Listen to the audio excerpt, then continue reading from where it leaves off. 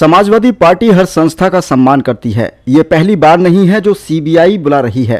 याद होगा नेताजी और हमारे परिवार को कितने दिन सीबीआई के अंडर रहना पड़ा। ये बात समाजवादी पार्टी के राष्ट्रीय अध्यक्ष अखिलेश यादव ने गुरुवार को पार्टी मुख्यालय में पत्रकारों से वार्ता करते हुए कही। अखिलेश यादव ने कहा कि अगर हम राजनीति कर रहे हैं और पीडीए की लड़ाई लड़ रहे हैं तो इन सभी चीजों का सामना करना पड़ेगा। भाजपा इस वक्त सबसे ज्यादा कमजोर स्थिति में है। देश के लोगों को दिखाई दे रहा है चंडीगढ़ में बैलेट से वोट नहीं पड़ा होता तो कैसे चोरी पकड़ी जाती। उन्होंने ईडी और सीबीआई पर कहा कि आज सभी जांच एजेंसियां भाजपा के प्रकोष्ठ के रूप में कार्य कर रही हैं। ईडी और सीबीआई के इससे पहले भी कई समन मिले, लेकिन तब चैनलों को सूचना नहीं मिली। इस बार जहां से सूचना मिली है आप स्वयं ही समझिए। आज कई चैनल बिक गए हैं। चैनलों के बिकने के कारण मीडिया कर्मी समाचार दिखाने से डर रहे हैं। उन्होंने कहा कि मेरी लड़ाई पिछड़ा, दलित और अल्पसंख्यक के लिए है। तीनों को मिलाकर पीडीए बनाया है। पीडीए आगामी लोकसभा चुनाव में भाजपा को प्रदेश के बाहर कर देगी। ये 2014 में आए थे और 2024 में चले जाएंगे। इस बार ये 80 की 80 सीटें हारेंगे, इसलिए सीटों पर प्रत्याशी बदल रहे हैं।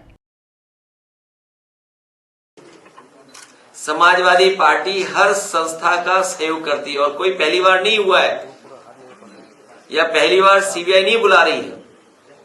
याद करो नेताजी और हमारे परिवार को कितने दिन सीबीआई के अंडर रहना पड़ा। अगर आप राजनीति कर रहे हैं और पीडीए के लिए आप लड़ाई लड़ रहे हैं तो इन सब चीजों का सामना करना पड़ेगा। इसीलिए मैंने कहा कि भारतीय जनता पार्टी इस समय सबसे ज्यादा कमजोर है, सबसे ज्यादा कमजोर स्थिति में। 10 साल के बाद भी इतने घबराए हुए लोग। और मैं आपसे कह रहा हूं कि यूपी से आए थे, यूपी से ही जाएंगे बाहर। अगर 2014 में आए थे तो उत्तर प्रदेश की जनता 2024 में इन्हें बाहर कर देगी। क्या देश के लोगों की आंख थोड़ी बंद है?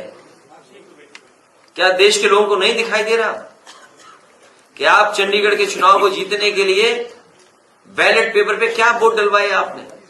वोट को खराब किसने किया? अगर बैलेट से वोट ना पड़े होते और सीसीटीवी कैमरा ना होता तो वो भारतीय जनता पार्टी की चोरी और वोट की डकैती पता नहीं लगती। जो वोट की लूट पता लगी है वो बैलेट पेपर की वजह से बची है।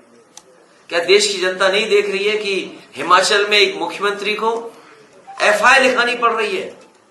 क्या ये परिस्थितियां आपने कभी पहले देखी होंगी? तो ये जो चीजें आप देख रहे हो, समन आना चुनाव से पहले, ये भारतीय जनता पार्टी के प्रकोष्ठ की तरह काम करते हैं। और आपसे बेहतर कौन जानता है? आपके कई चैनल हैं जो बिक गए, इन्हें भी सीबीआई आई थी एक जमाने में।